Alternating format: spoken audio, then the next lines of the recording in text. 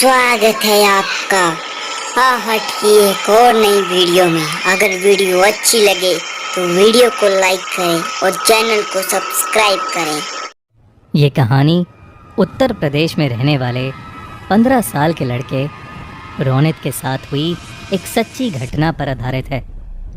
एक शाम रोनित अपनी ट्यूशन ख़त्म करके घर जाने के लिए बस स्टॉप पर बैठा बस का इंतज़ार कर रहा था। तभी उसने देखा कि एक बूढ़ी औरत वहीं बैठी रो रही थी।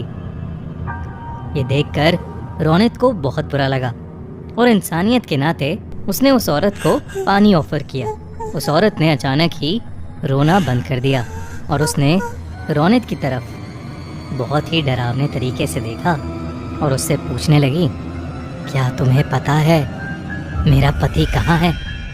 पता है तो मुझे अभी बता दो, वरना तुम्हारे साथ अच्छा नहीं होगा। रोनित उसका ये सवाल सुनकर 2 कदम पीछे हट गया। उसे लगा कि वो औरत शायद पागल है, लेकिन वो औरत अपनी जगह से उठी और रोनित की तरफ बढ़ने लगी। रोनित ने तब देखा कि उस औरत के पैर उल्टे थे और वो ज़मीन से थोड़ा ऊपर हवा में थी। ये सब देखते ही रोनित बुरी तरह डर गया। उसके साथ ऐसा कुछ पहली बार हो रहा था। उसने अपनी पानी की बोतल वहीं छोड़ी और भागने लगा। भागते भागते वो सीधा अपने घर पहुंच गया। पूरी शाम रोनित यही सोचता रहा कि आखिर वो औरत थी कौन और उससे इस तरीके से बात क्यों कर रही थी, मगर उसे कुछ समझ नहीं आया। उसी रात करीब 2 बजे रोनित की नींद अचानक ही किसी के रोने की आवाज़ से खुल गई। वो जैसे ही उठ के बैठा उसके होश उड़ गए। वही बस स्टॉप वाली औरत रोनित के बिस्तर पर बैठी रो रही थी। उसके हाथ में वही पानी की बोतल थी जो रोनित बस स्टॉप पर छोड़ आया था, मगर उस बोतल में पानी नहीं बल्कि खून था।